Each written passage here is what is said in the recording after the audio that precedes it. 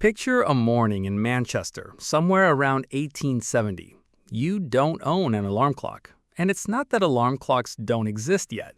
The very first mechanical one was patented back in 1787 by an American clockmaker named Levi Hutchins, though his version only ever rang at 4 in the morning, whether you needed it or not, since he'd built it purely for his own personal schedule and never bothered making it adjustable. It would take almost another century until a Connecticut company run by Seth Thomas patented a version you could actually set to any hour you liked.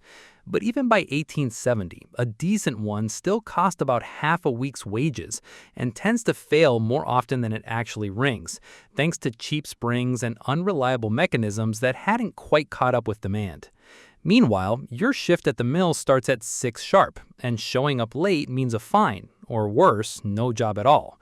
So what do you do when waking up on time is a matter of survival, and the machine built to solve that problem still can't be trusted? You hire another human being to do it for you instead. That's exactly how the profession of the knocker-up came to exist. A human alarm clock, essentially. Outsourced. For a few pence a week, a man or woman would walk a fixed route through the streets of an industrial town every morning and wake up their paying clients, rapping on the door with a short, heavy stick if the client lived on the ground floor, or reaching a second or third floor window with a long, light pole, often made of bamboo. And this wasn't some obscure back alley trade either. Newspapers were already writing about it by 1850. And at least one of those early write-ups described the whole business as all profit, a job that, from the outside, looked suspiciously easy for the money it brought in. It wasn't quite that simple, but the reputation stuck. Interestingly, some knocker-ups started out using handbells or rattles to make sure they'd be heard from a distance. But the neighbors, who got woken up right along with the actual client, complained loudly enough that the profession settled on a quieter method instead, a soft, precise tap on the glass. One of the most famous knocker-ups, a woman named Mary Smith who worked the East London Docklands, skipped the stick altogether and simply shot dried peas through a narrow tube straight at her client's windows, a technique precise enough to wake one household without disturbing the one next door. She kept the trade in the family too. Her own daughter later carried on the same pea shooter route after her, waking a new generation of dockers the exact same way. That detail stuck so firmly in people's memory that Mary Smith eventually became the subject of a children's picture book, and footage of knocker-ups doing their rounds in 1940s Burnley still survives today in a university archive, quietly proving that this wasn't some half-remembered legend, but a documented, photographed, filmed job that real historians have spent real time studying. The work demanded real accountability, and the whole business model depended on it.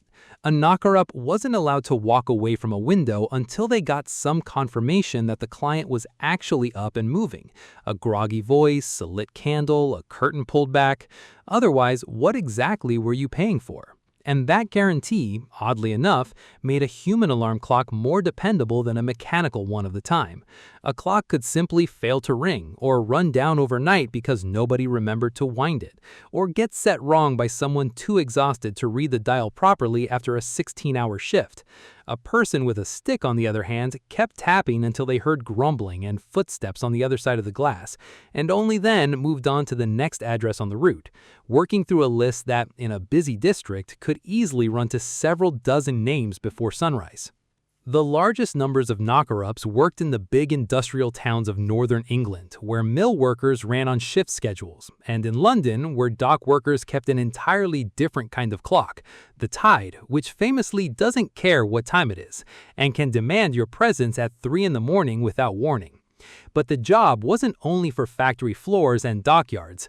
In Burnley, for instance, a local gas company once hired a knocker-up specifically to make sure its accountants and clerks got to the office on time, proving the trade had quietly spread into the world of white-collar work as well.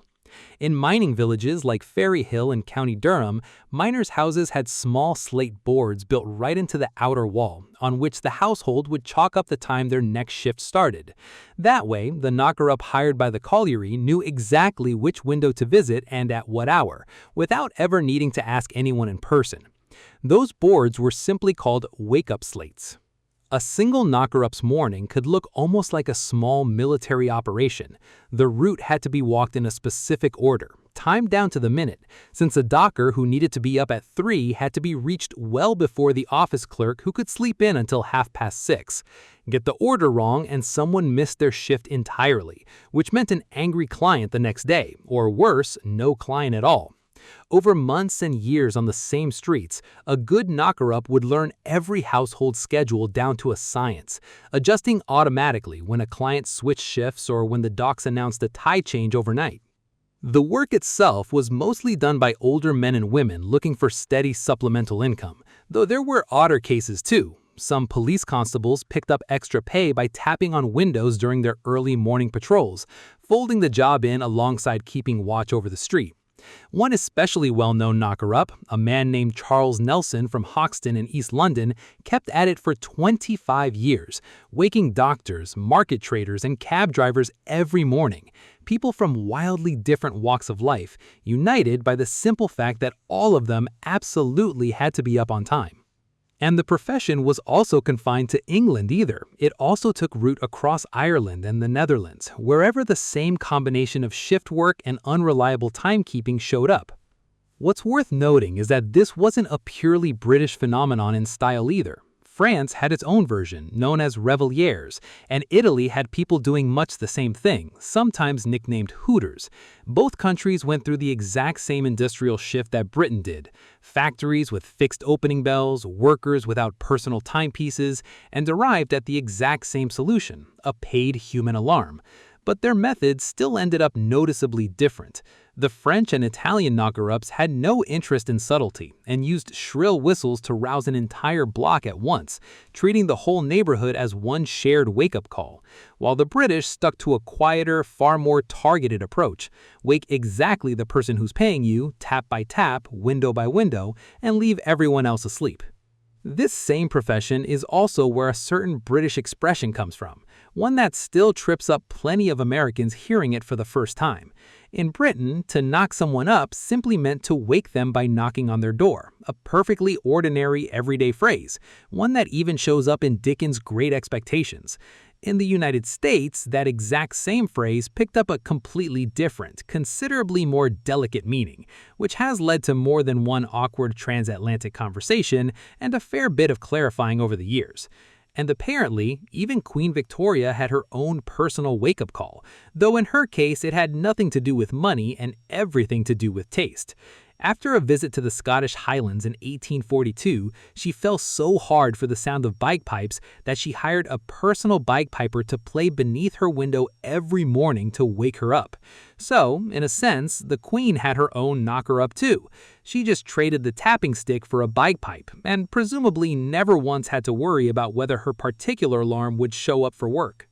Like any transitional profession, though, this one was destined to disappear the moment the problem it solved went away. By the 1870s, the cost of hiring a knocker-up became a noticeable line item for working-class households, week after week, year after year, and labor unions started raising the issue in negotiations with factory owners, who were footing the bill indirectly through worker complaints and lost wages from late arrivals. Some factories solved it their own way, installing electric buzzers right on the factory grounds loud enough to wake every worker within several blocks at once. No stick, no pole, and no personal route required. Alarm clock manufacturers, sensing an opportunity, leaned hard into marketing their products as a cheaper one-time alternative to a weekly payment to a living, breathing person. Buy the clock once and stop paying rent on someone else's morning walk. As mass production drove prices down decade after decade, and as factories themselves increasingly expected workers to arrive under their own steam, that argument became harder and harder to ignore. Even so, the profession faded slowly rather than all at once. In certain industrial pockets of England, knocker-ups kept working right through the 1940s and even the 1950s, and in a handful of places, the practice held on until the early 1970s, meaning it was still a real, functioning job at a point when human beings had already flown into space and landed on the moon.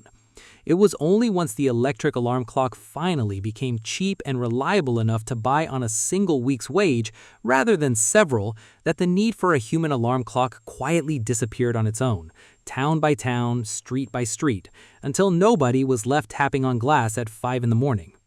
It's a strange thing how completely a job can vanish and still leave traces behind. Historians digging through 19th century newspapers, parish records, and even old census forms have managed to reconstruct entire life stories of individual knocker-ups, where they lived, how long they worked their route, what their neighbors said about them. Academic journals have published serious studies on the subject. Old photographs of men and women mid-tap against the window have been carefully preserved and republished, and short archival films of the last knocker-ups at work are still being rediscovered and shared today, nearly a century after they were shot. For a job that most people now find slightly absurd on first hearing about it, it left behind an unusually well-documented paper trail.